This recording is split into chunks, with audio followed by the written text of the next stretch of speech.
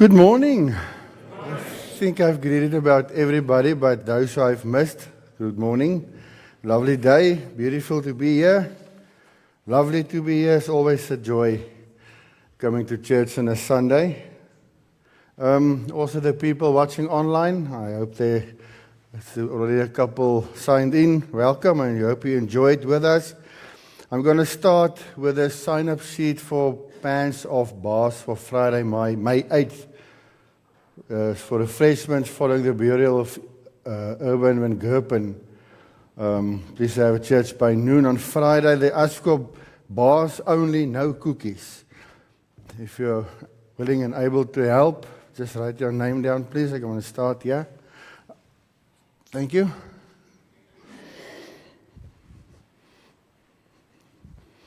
I guess if you need more information, Wanda will be the one you have to speak to.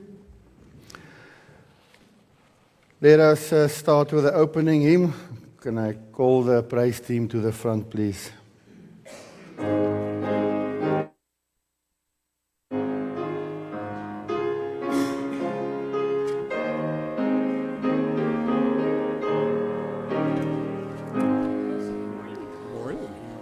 What a fellowship, what a joy divine, leaning on the everlasting arms.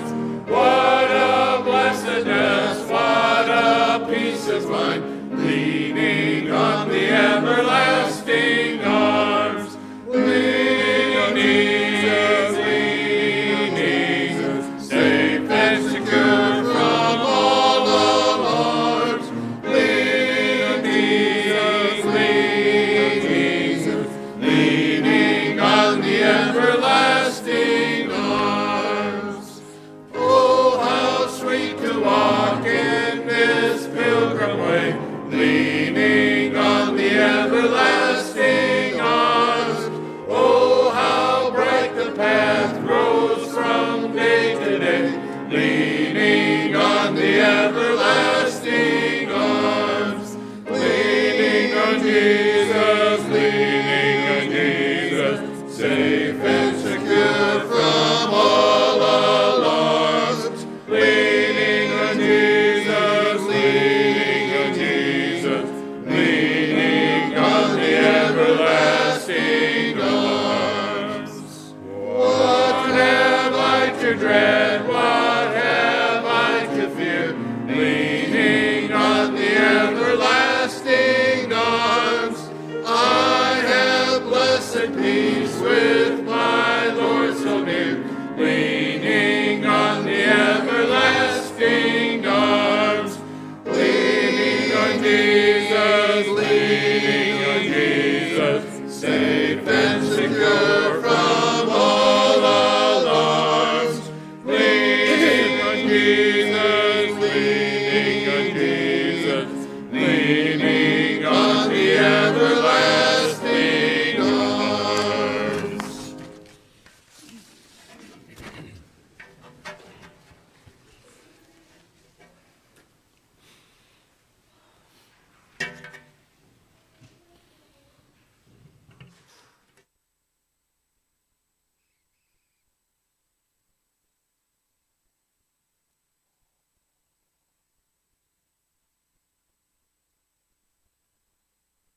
The Lord is coming.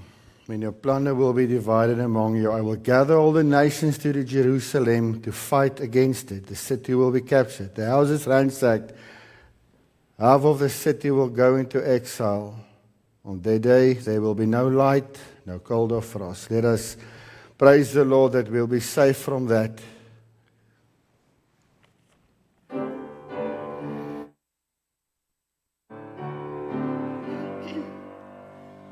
My life is in you, Lord, my strength is in you, Lord, my hope is in you, Lord, in you is in you. My life is in you, Lord, my strength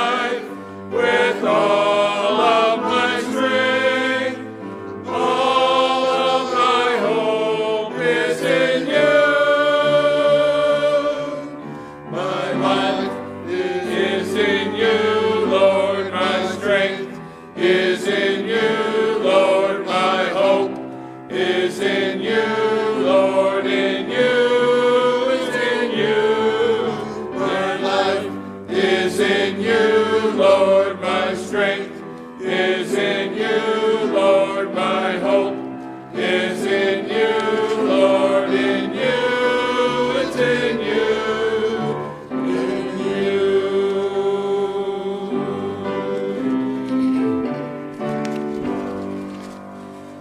It's so sweet to trust in Jesus, just to take him at his word, just to rest upon his promise, just to know that saith the Lord.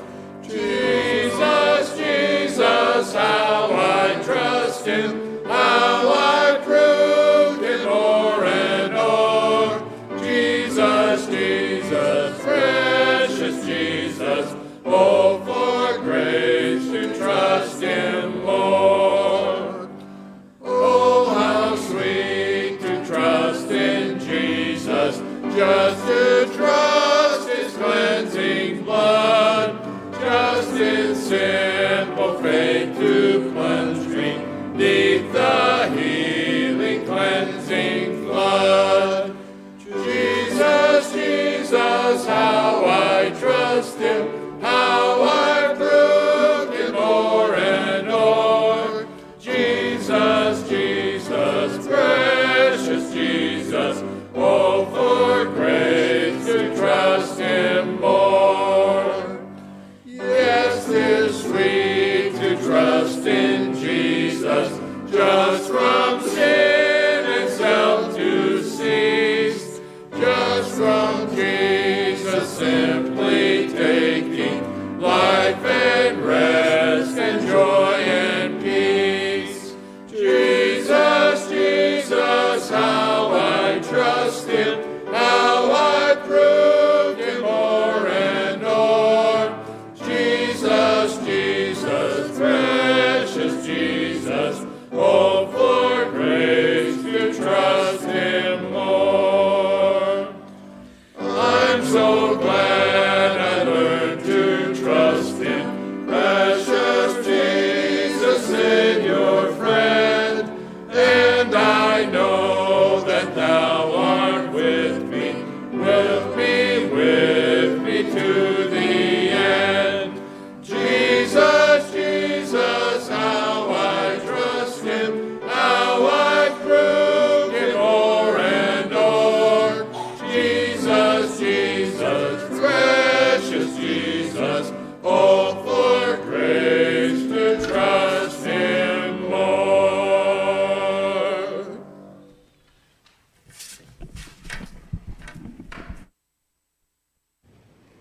Thank the praise team.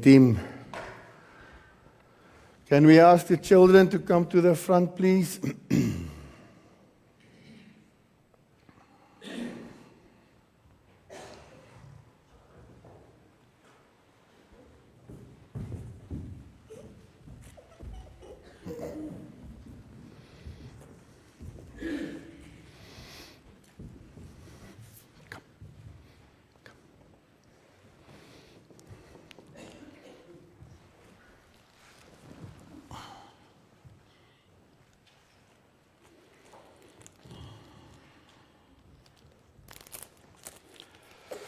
Good morning, everybody. Have you ever thought about what you are going to be when you grow up? Before we ask you, got a few suggestions here. Gonna start with Dion. What's written? What does that paper say you'll be one day? A snake milker. A snake milker. Is that the same as a cow milker? No. What does a snake milker do? You know. No. They have a very dangerous job. I think the danger pay for that job is big because they milk the poison of the snake to make antivenom. Oh, that's So it's quite dangerous. Would you like to do that one day for the rest of your life? Why not? Work with snakes. too risky. It's way too risky. What would you like to do one day? I would like to farm. That's what I want to do. Another one, farming. Okay? I guess I have to do something somewhere to buy some farms if I listen to my children. Do you think it's need some degrees or to go study to go farming one day? It depends. Depends. You don't have to, but sometimes it will be good. We've got farmers with doctoral degrees and all that stuff, and so yeah. But first, what will you need to go farming? What? What do you have? What do you need to farm to be a farmer? First of all, I need a farm. You need a farm, so you will still have to start saving. Okay. Maya, what's written there? What are you going to do one day? Taxi driver. Wow. Would you like to be a taxi driver? No. Why not? I want to chase tornadoes. You would want to do what when you grow up? Chase tornadoes. Chase tornadoes. At least it's not farming again. We'll have to talk about that. We would like for you to do something that makes some money, but maybe as a second job. What would be your other job? Taxi driver. Or pilot? You're always taxi driver, okay?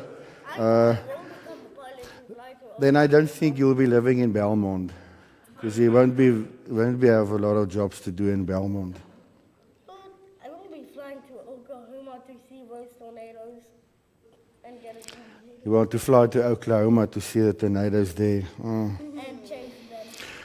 Okay, he's still young. We'll sort it out later. Let's see what you're going to do one day. Dog feed taster. Dog food taster. Oh, that sounds nice. Just look how healthy the dogs are when they eat the pellets. Sure, you'll be healthy. Somebody must make sure that it tastes, if it says beef on the packet, it's beef inside. At least you won't have to take lunch to work. Ah, that's gross. I agree with you. My mother says when I was young, very young, like 3-4 years old, I used to sit by the dog's bowl and I would give him a pellet and I would eat the pellet. So I guess that's why I'm in such good shape today. What would you like to be one day? A doctor. A doctor. Good luck, Lee. You know that's long to study for a doctor. 7 years, 6 years, 7 years. No more than 7 years. But at least then you make the money back. 16 years. Now that's good. Yanni? You won't be able to read. Her paper says professional sleeper. That sounds nice. It actually is a thing. Someone who gets paid to go to hotels and guest houses and bread and breakfast, test their beds and their bedding and their service, get paid to sleep in other places. What would you like to be one day? An officer. A police officer. Okay. Then you must come to Belmont because I don't think you'll work very hard over here. Here's not a lot of crime, so I think they have it nice in Belmont. Yeah. We can work with that. Except for that one guy in a black mask that keeps swallowing children all around the neighborhood. What would you like to do when you grow up? Be a ballerina. A ballerina. Ah. Someone's got big dreams.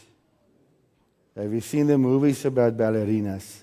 It's nice. I have seen the movies about tornadoes, like Tristan. Yeah, the people here know about. What about the teacher? Maybe?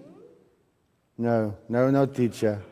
Who wants to be in school for 12 years, go to university just to go back to school? That doesn't make sense. No negativity intended. Most children don't like school, so that's the way we focus on. You know what? As you said here, you've got dreams about one day you want to be rich, want to get married, and etc., etc. There's something that's much more important for you to be one day than any job you can have here. I've got engineer, with a vet, musician, paramedic, housewife, bounty hunter, electrician, nurse, so on, pastor. Got that as well. But there's something much more important to be when you grow up than any on all of these. What do you think that is? To be the child of Jesus. I think you read my notes. Yeah. The most important thing that every human being must become is a child of God. To believe in Him and to trust Him. And when you do that, you can sort of settle down now because He knows exactly what you're going to be, where you're going to be, who you're going to be. You get married to, children, everything. He's already got your life in His hands. So you don't really have to worry about anything. He will care for you. Just trust Him in everything. Even in something like your job one day. You will know what He wants you to be. He will tell you somehow, someday. How do you become a believer? Believe in God You read the Bible, come to church, and you pray. and believe in Jesus. And you believe in Jesus. Do you believe in Jesus? Yep. It's very I important. think you read your notes. So, Because I had. remember, whenever you dream about the future, speak to the Lord and ask Him, Lord, you know me since before I was born. Please help me, show me the way, and I trust you for the best. Okay, let's pray. Dear Lord, we thank you for the privilege of knowing that you know us inside out. You know exactly what our future will hold, where we are going, what we will be, what we'll be doing. But most important, that we will be your children. We pray that you protect and care for these young lives so that they, even through hardship, will get to know you as a loving Father. We love you in Jesus' name. Amen. Now I know why you're here. I'm going to start with the smallest one today. You can have 3. One more. I'm not going by age. I'm just picking a number. Wait, ladies first.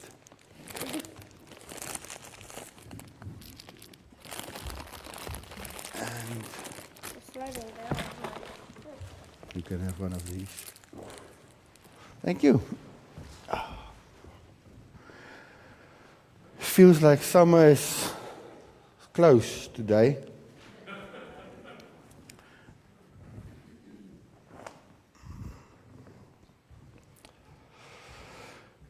Let us continue with a prayer hymn, number 204. Thanks, Donna.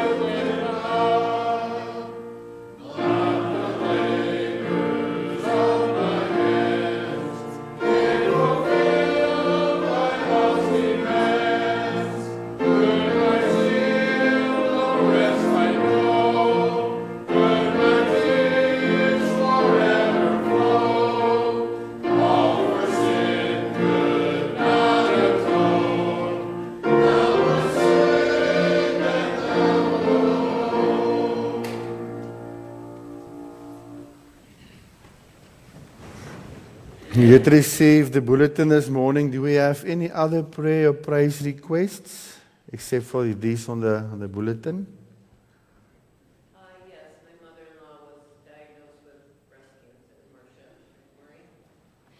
We'll have on the prayer list as well.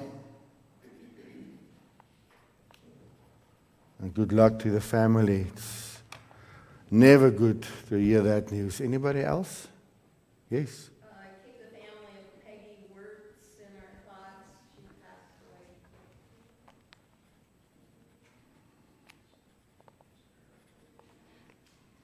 away. One. No, yes? Lynette Clark's still having an awful lot of pain. She's not functioning well.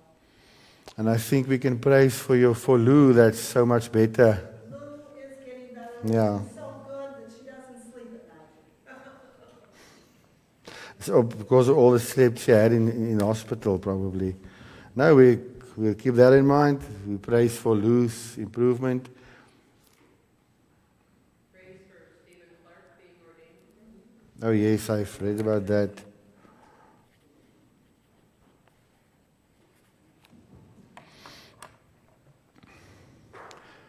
Okay, let us pray together.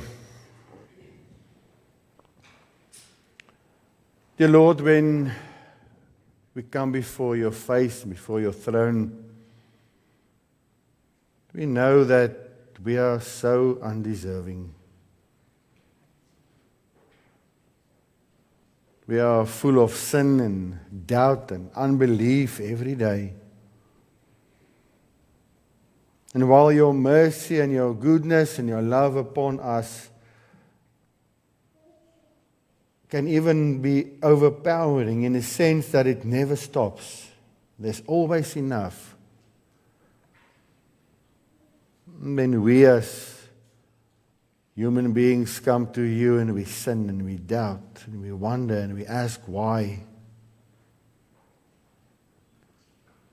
Well, all we have to be is grateful. Praise your name for everything you are doing in our lives and with our lives.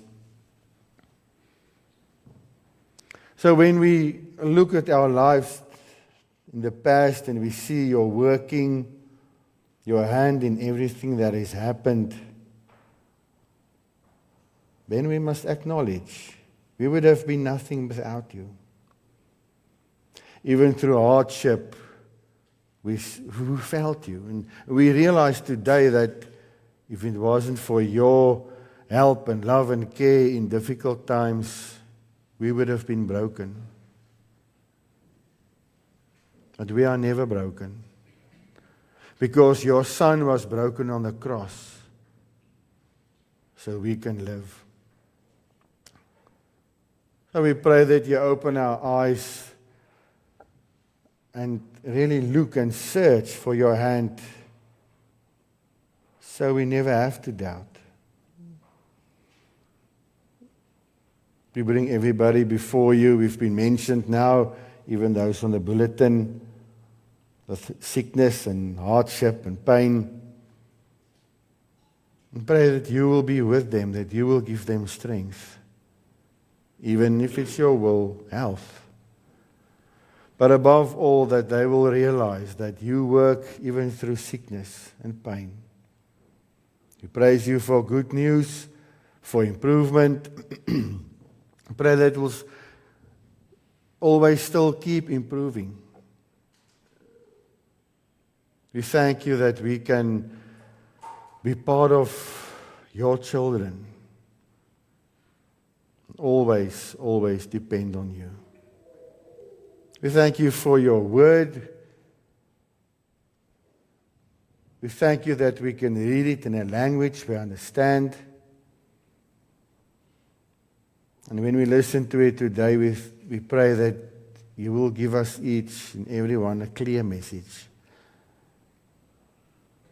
That we understand what you are saying. And because your word is alive, we know that each of us will get something to take with us. Thank you for Jesus, your Son, who died on the cross for our sins. All we have to do to share in that grace is to believe in him personally. And we pray for that faith each and every day. We pray that in Jesus' name. Amen. Our scripture this morning comes from the book of John.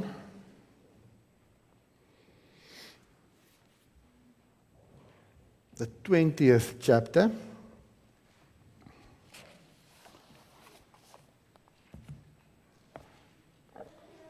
Says the book of John, but I guess I should rather say the letter of John. The 20th chapter we're going to read from verse 24. Now Thomas, called Didymus, one of the 12, was not with the disciples when Jesus came. If you read just the verses before this, Jesus appeared to them before, and he wasn't there. So the other disciples told him, "We have seen the Lord." But he said to them, "Unless I see the nail marks in his hands, and put my finger where the nails were, and put my hand into his side, I will not believe it." A week later, his disciples were in the house again, and Thomas was with them. Though the doors were locked, Jesus came and stood among them and said, "Peace be with you." Then he said to Thomas, "Put your finger here, see my hands. Reach out your hand and put it into my side. Stop doubting and believe." Thomas said to him, "My Lord and my God." Then Jesus told him, "Because you have seen me, you have believed. Blessed are those who have not seen and yet have believed."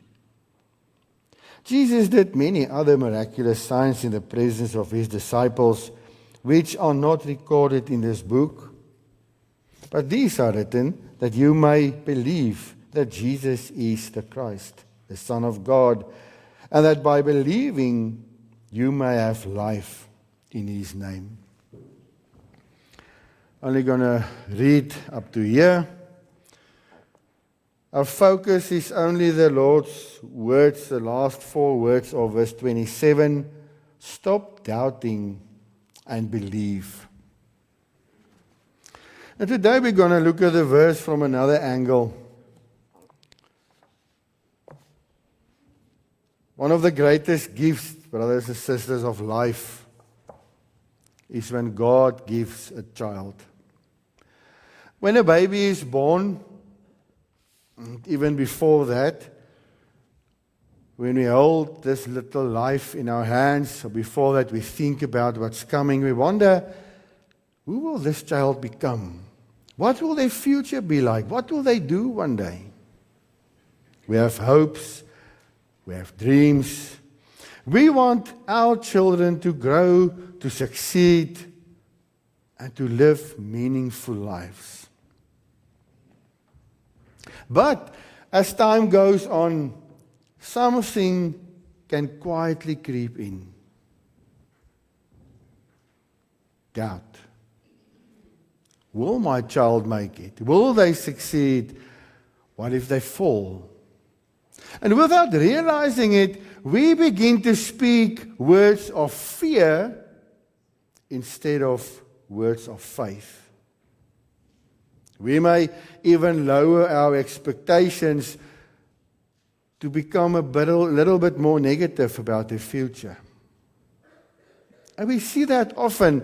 This week, when we went to Des Moines for our medicals, we were waiting in the waiting room of the hospital. And the scene played out in front of us. There was a little girl, probably about 10 years old. And there's whole time doctors in and out, calling the people, taking them to the back. And she turned to her mother and she said, "You know, Mother, I think I want to be a doctor one day." And immediately, the mother started recalling all the reasons why it won't work, why she won't be able to become a doctor. 3 or 4 reasons. No, it's very expensive, long to study, you must be good in math, biology. You could see the disappointment on the little girl's face. We often, especially when children are small, I want to become a pilot, a doctor, engineer, a vet. And then we look at their lives and we also very easily think of reasons why it will not happen. And very often, while we think we are preparing them,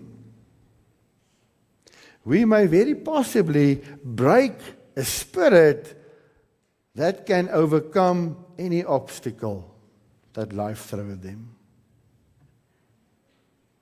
And today, we look at the story of Thomas. We often call him Doubting Thomas. And we hear Jesus say, stop doubting and believe. Now, of course, the focus here is on faith in Christ and salvation, the call to live a life of trust in His promises in Christ. But we're going to shift the focus a little bit and focus on the lives of our children and grandchildren and great-grandchildren if we're blessed to know them. And the first thing we learn is God has a purpose for your child. In Psalms we read that even before your child took his or her first breath, God already knew them. Scripture teaches us that God forms life with intention and care. And that means that your child is not an accident. It wasn't random, stroke of luck, evolution, whatever nonsense they can think. He or she was born with a purpose. And that means that God has a plan for your child. And therefore, He has given your child gifts and abilities. And it doesn't stop there. He will work through your child's life in every day.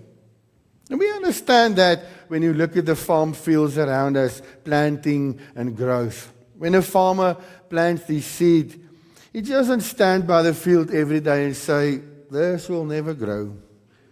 Nothing will come of this. No. When he puts the seed in the soil, he does it with expectation. And I can believe that when you're a young farmer, maybe the first or the second harvest, I think I will do it. I go out every morning and see if I can see anything coming up yet. That expectation of new life, new beginning. But before that even, he will prepare the soil. He will water it if it's dry. And always he waits with hope. He waits on the rain, the weather, the sunshine. And that is exactly the same with our children. Because our children are like seed planted by God. And then we get to the challenge. What kind of words are we speaking over this seed? Words of faith? Or like the mother in the hospital, words of doubt? If we constantly speak negative, you'll never succeed, you won't be good enough, that is not acting in faith. Because God calls us to believe that He is at work, not only in my life as an adult, but also in their life as children. Now that does not mean ignoring reality. But it means trusting God, because God's power is greater than our fears, greater than our reality. Secondly, it teaches us not to raise your child with a spirit of doubt. Thomas struggled to believe, and through the week I've wondered, was that maybe because he was brought up in an environment of doubt, negative speaking and thinking by his parents? Even after hearing that Jesus had risen from people who've seen it, his words were, I will not believe until I've seen it and touched it.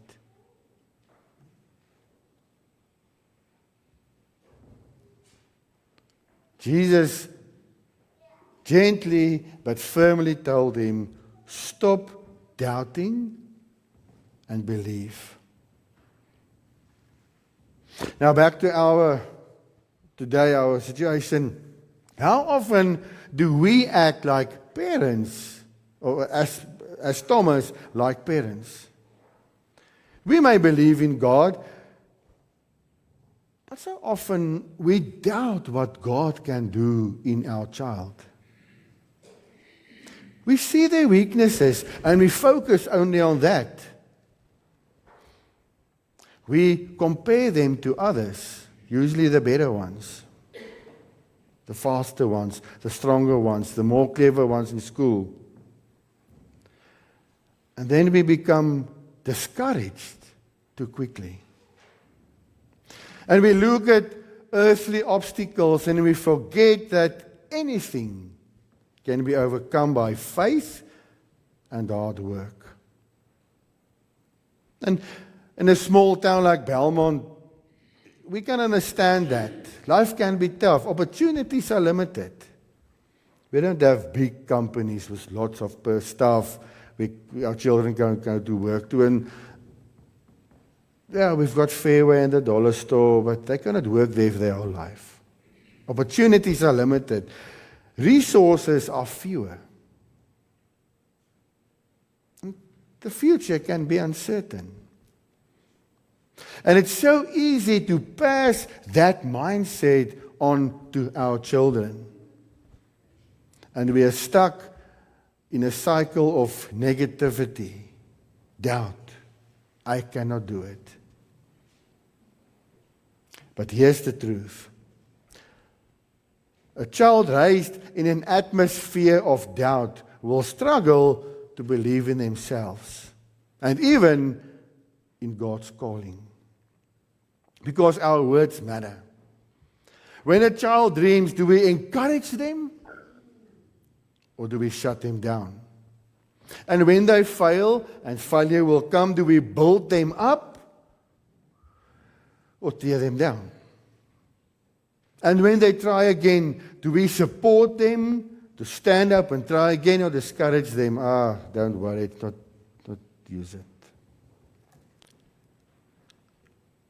Faith-filled parenting does not mean pretending that everything is perfect. Because we know it isn't. But it means saying, God has a plan for you. Keep on trying. I believe God is working in your life. And the good news, therefore, is that we are not called to raise perfect children. Be very happy about that. But we are called to raise children who trust in the Lord above all. And therefore, thirdly, we fix our eyes on Christ, not on fear. Because at the center of raising children and today's message, it's not our children, it's Jesus Christ. Thomas moved from doubt to faith the moment he saw Christ. And that is exactly where our confidence must come from. Not from circumstances, not from talent, not from opportunity, but from Christ himself. Jesus died and rose again, and that has meaning. Because he has power over sin. He has power over failure. And he has power over every earthly limitation. So when you look at your child, don't see what they are now. See what Christ can do. See what they can become through faith. Again, when we look at our situation in small town, rural America, we can easily look at our situation and think, we don't have much. We are just a small family in a small place. But God has always worked through small beginnings. Jesus Christ grew up in a small town, a son of a carpenter. Yet, through him came salvation for the world. So do not limit what God can do in your child by speaking doubt and negativity.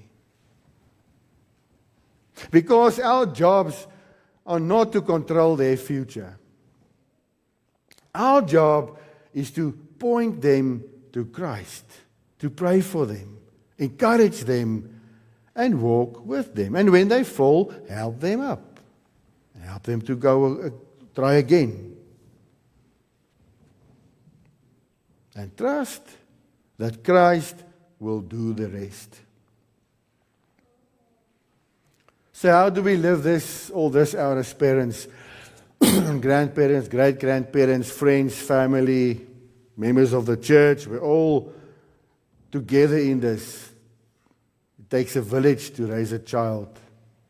Speak words of faith daily, number one. Bless your child with words. Encourage them. Remind them that God is with them. And as a parent, I'm always behind you. Secondly, pray constantly for their future. Lift your child up to God, not just for success, for earthly success, but for faith, character, and love for Christ. Because that's where it all starts. Thirdly, encourage their dreams wisely. Guide them through reality, but do not crush their spirit. Help them to grow, to learn, and to try again. And fourthly, be a model of faith, not of fear. Children learn from what they see. If they see us as the grown-ups trusting God, they will trust in Him too. Brothers and sisters, a baby, small child, it's not just this small life. It's a life full of potential given by God. And as that child grows, they will face challenges. We all experienced it. They will make mistakes. Otherwise, they won't be on earth. And they will need guidance because whatever they believe, they don't have all the answers. Even when they're teenagers, they think they do. But above all, they need parents who believe. And again, not just parents, grandparents, great-grandparents, church leaders, friends. Everybody plays an equally big role in the building or the crushing of our children. Do not be the parent or the grandparent who crushes a dream because we only see reality while God works outside of our reality. Not blind belief in success, but faith in a faithful Almighty God. So hear the words of Christ again. Stop doubting and believe. Believe in Christ. Believe in His work in your child. And believe that He can do more than we can ever imagine. Even when you feel unsure, even when your child struggles, even when the future seems unclear, remember, God is not finished yet. And what He has begun, be it 5 or 10, 15, 18, maybe 25 years ago, He will carry to completion. Only when He closes a door is it final. But then He will open another one, a better one. Let us believe and not doubt. Amen. Let's pray. Our Lord, Father in heaven, we thank You for the gift of children. Help us to raise them with faith and not with fear. To build them in Your power, in Your might, and in faith in You, and not in fear for the world. God, our words guide our hearts, and help us as grown-ups, as the parents, grandparents, great-grandparents, family, to trust You with their future and to help them build it through Your strength. We praise You in the name of Jesus, that we may know You and introduce You to our children so they can get to know You like we do. Amen.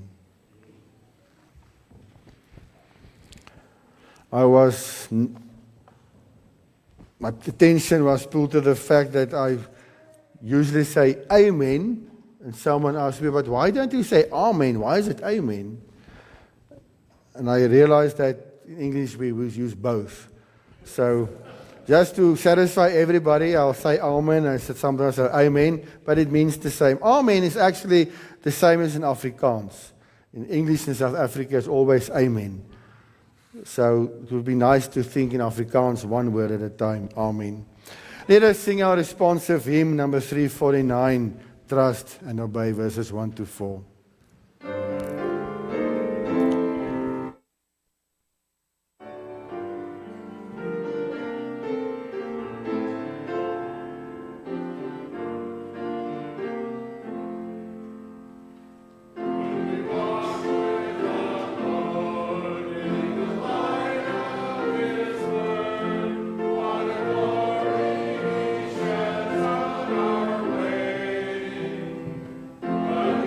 When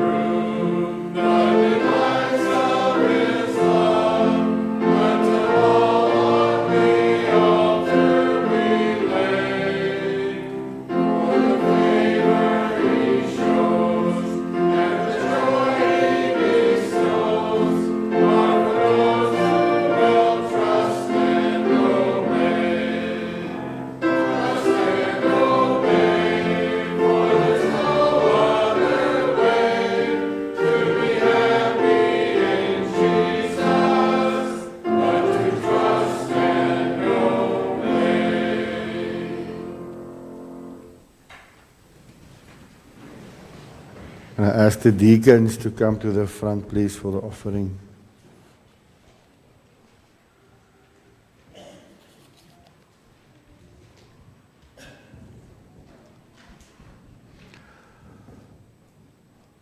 Our loving and faithful God, Lord, we as humans live in small pieces, seconds, moments at a time, while we know that you are always present in the future, in the past, and today. So when we bring a small piece of offering of what we have, we know that everything we have belongs to you. But we pray that we will use that to your honor in the building of your kingdom. We pray that in Jesus' name. Amen.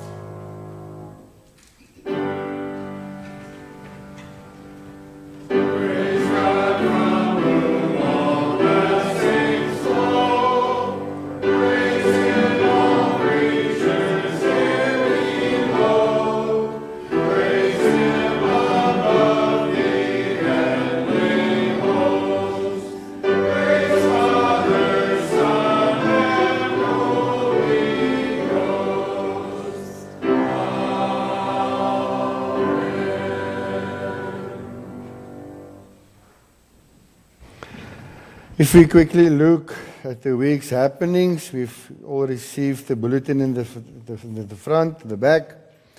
I'm going to focus on June 6. Still a while to go, but mark your calendars for the church cleanup.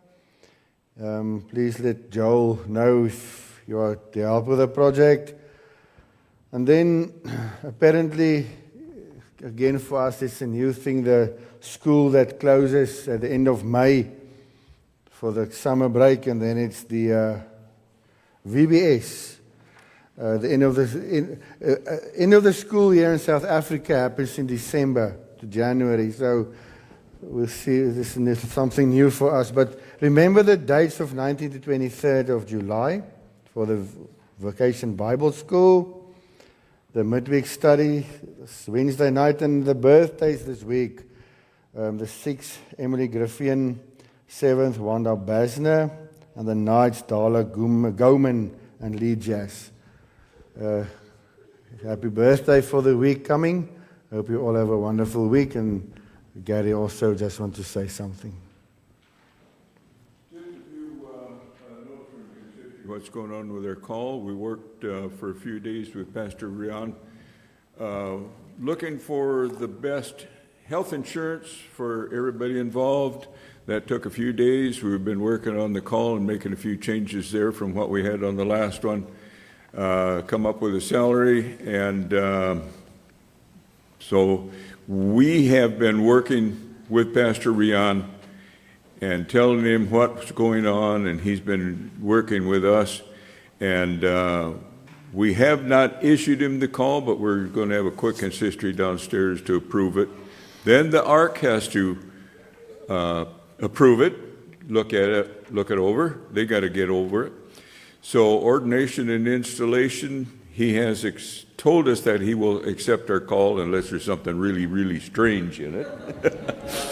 But so we are working, figuring that he will accept the call that as we present to him, and ordination, installation will be maybe not even in May, because ARC has to look it over, and then they have to, I think he's got one more thing that he has to do with ARC, and then we need to get some other pastors and stuff together. But it's coming along. Don't worry about it. But it's going to take a few more weeks yet. Usually we offer a call. It's a couple of weeks before they accept, and then it's 2 weeks or a month or so before they leave the church where they've been. So you got 6 or 8 weeks, before that somebody's here. This was this week and the next week. So we've just got to take some time. Thank you, Gary. Is there anything else? Maybe I've forgotten or going to add to the week's happening. Nothing. Let us receive the benediction. Now the Lord of peace himself give you peace at all times and in every way. The Lord be with all of you. Amen.